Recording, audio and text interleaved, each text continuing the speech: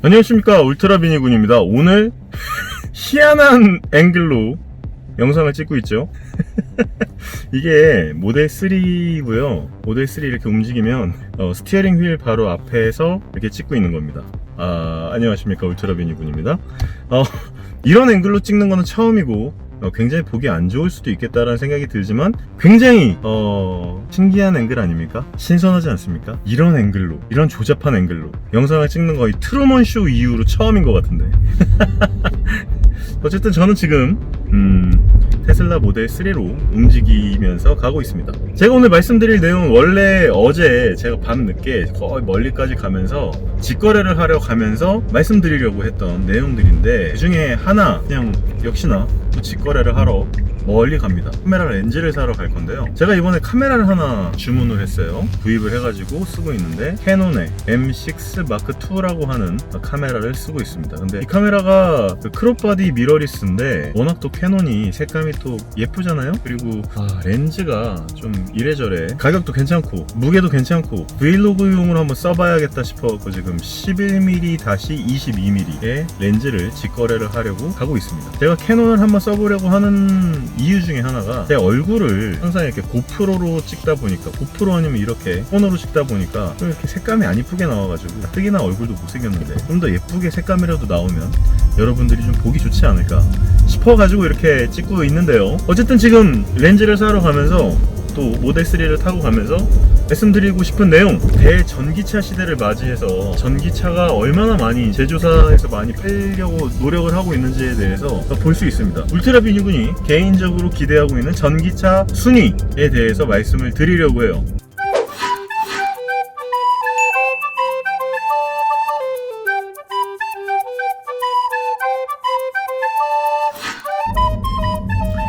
제 얘기가 어떤 지표도 아니고 정확한 수치도 아니고, 그냥 제 개인적인 생각에 앞으로 나올 전기차들 중에서 좀 마음에 드는, 좀 신경이 쓰이고 이 차량이면은 테슬라를 대체할 수 있겠다 싶을 정도의 좋은 카메라, 좋은 전기차가 뭐가 있을까 싶어가지고 이렇게 말씀을 드리는 거예요. 일단 첫 번째로 여러 가지 전기차들이 있죠. 포르쉐의 타이칸이 있고, 우리나라에서는 곧 나올 포니 컨셉 45가 있었고, 제네시스 G80, GV80 EV 모드가 있을 거고, 그리고 이미 나온 아이페이스, 제규어의 아이페이스가 있고, 볼트의 신형이 나와요. 그리고 i3가 또 신형으로 나옵니다. BMW i3. 그리고 또 BMW의 i4라고 하는 컨셉 차량이 나올 예정이고요. 또 뭐가 있을까? 레인지로버, 랜드로버는 제가 잘 모르겠는데, 어쨌든 제규어에서 XJ가 전기차로 나올 예정이라고 해요. 그건 좀 기대가 되고 있고, 또 뭐가 있냐?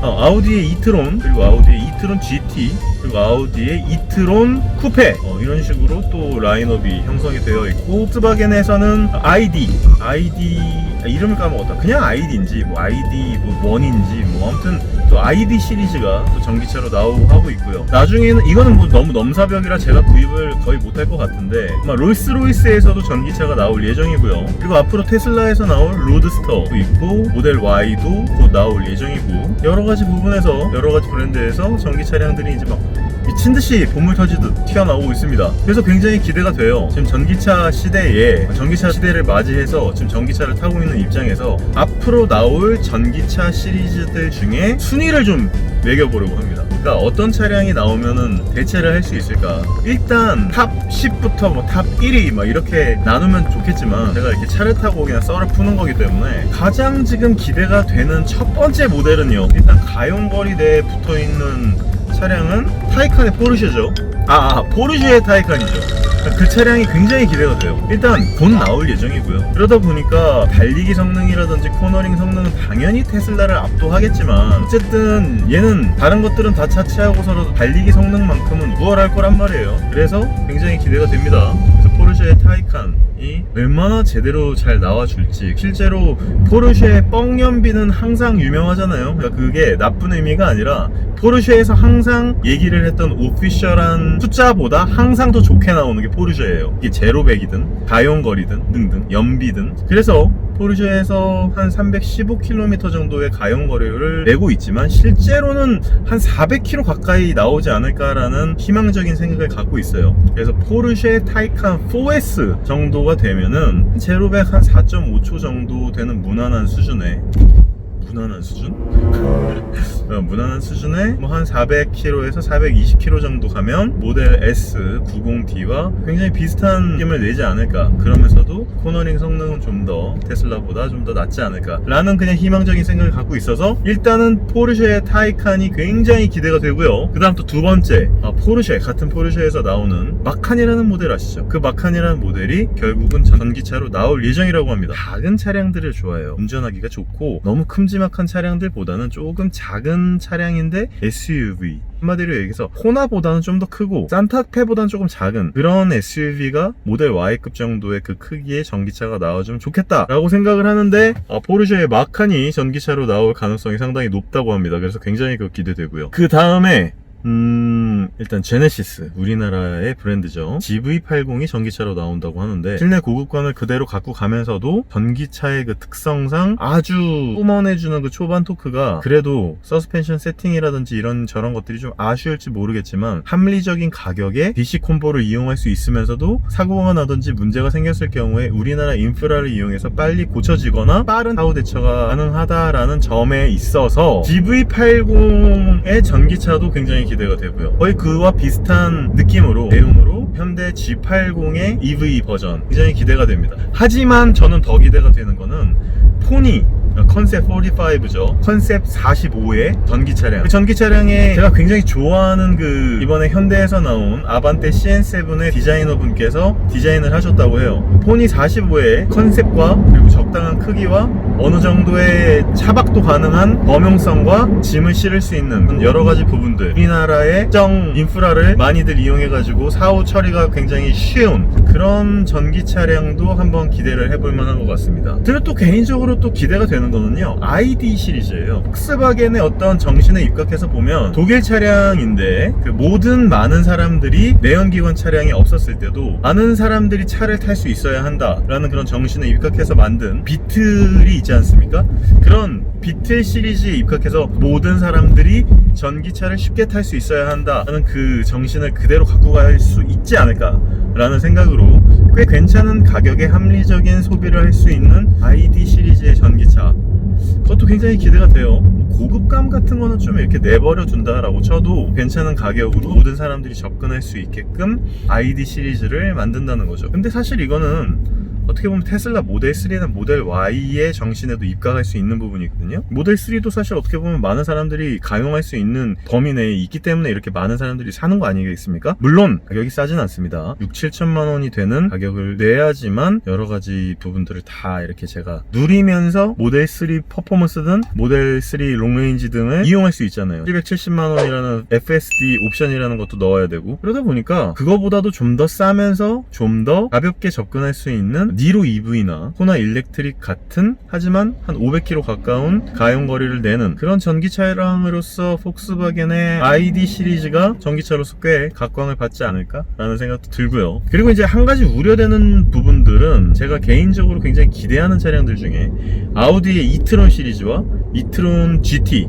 그리고 이트론 쿠페, 이게 세 가지가 다 다른 모델이에요. 일단 아우디의 이트론은요, Q5 크기 정도의 이제 SUV를 표방한 그런 차량이고요. 이트론 쿠페는 마치 X6처럼 이트론의 그 SUV를 표방한 전기차임에도 불구하고 끝에 루프 라인이 떨어지는 X6 쿠페 라인을 갖고 있는 그런 차량인데 생긴 건 굉장히 예뻐요. 근데 전면은 이트론이랑 똑같더라고요. 그리고 이제 이트론 GT 생긴 거는 약간 A7 같이 생겼는데 훨씬 더 미래지향적이고 훨씬 더 멋있게 생겼어요. 그런데 이놈의 가용거리들이 문제예요. 가용거리가. 그러니까 지금 우리나라에서 벤츠 EQC가 조금 판매량이 저조했었던 이유 중에 하나가 실질적 가용거리와 겨울 가용거리가 꽤 차이가 또 많이 나고, 우리나라에서 일상적인 영역에서 그냥 전기차로 활용하기가 좀 많이 어려운 가용 레인지를 갖고 있었기 때문에 많은 유저분들이 선택을 하지 못했었고, 그 비슷한 예로 제규어의 아이페이스도 비슷한 느낌으로 좀 외면을 받은 느낌이 있어요. 물론 차량의 완성도라든지 이런저런 여러가지 부분들은 다 차치하고서라도 일단 단 한 가지 가용 거리와 반자율 주행 시스템, 왠지 전기차 하면 오토파일럿 같은 반자율 주행 보조 시스템이 잘 되어 있어야지 된다라는 테슬라에서 그냥 범용적인 공식을 그냥 정립시켜 버렸죠. 그런 부분들이 안 되어 있으니까 이 부분들을 충족시키지 못하는 일단 제규어의 아이페이스는 좀 판매량이 많이 저조했었던 것 같고요. EQC 같은 경우에는 다행히 이번에 그 소프트웨어 업데이트를 통해서 겨울 연비와 여름철 연비를 비슷하게 맞췄죠. 우리나라 그 환경부 기준으로 겨울 연비가 여름 연비의 70% 이상이 되어야지 보조금을 신청할 수 있다라고 해요.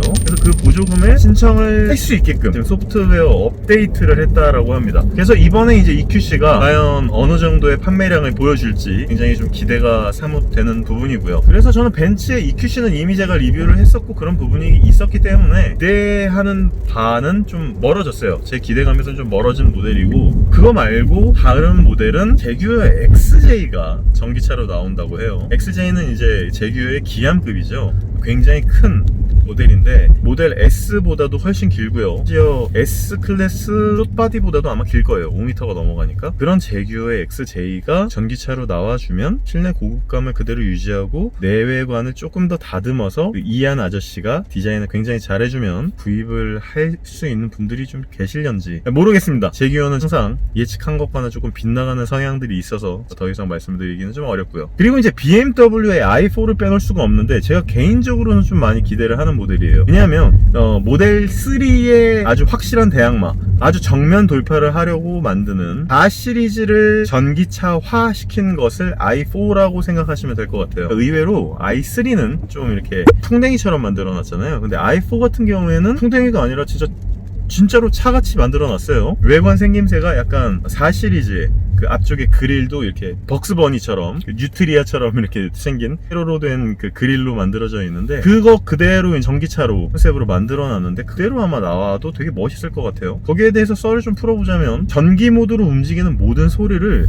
영화 음악의 거장 한스 짐머에게 외주를 맡겼다고 합니다. 그래서 그 한스 짐머 아저씨가 i4에 들어가는 모든 사운드를 맡았다고 하는데 굉장히 기대가 되고요. 안쪽을 인테리어를 되게 멋있게 꾸며놨더라고요. 되게 미래적으로 꾸며놨다 그래야 되나? 뭐 조명이라든지 물론 컨셉이니까 더 그렇게 만들 수도 있겠지만 제 생각에는 BMW든 벤츠든 미래지향적인 부분에 있어서 컨셉을 잡고 좀 더 이렇게 만들려고 노력을 많이 하는 것 같아요. 그리고 이제 제가 마지막으로 좀 기대가 되는 모델 중에 하나가 벤츠인데 EQC 말고요, EQS. 제가 조금 기대를 하는 모델의 컨셉이 뭐냐면요, 모델 S급의 크기, 그리고 크기도 크지만 넓고 세단인데 편안하고 하지만 전기차야. 고급감도 갖고 있어. 그래서 아주 고급차로서의 세단으로서의 전기차가 나와주면 정말 좋겠다. 그래서 제가 뭐 맨날 말씀드리는 내용인데 S클래스 그 생긴 거 그대로 여러가지 승차감 같은 거 그대로 해가지고 전기차로 나와주면 이 세상을 평정할 수 있을 것이다, 뭐 이런 얘기를 가끔 했었는데요. 그거는 나와보기 전까지는 모르는 부분이기 때문에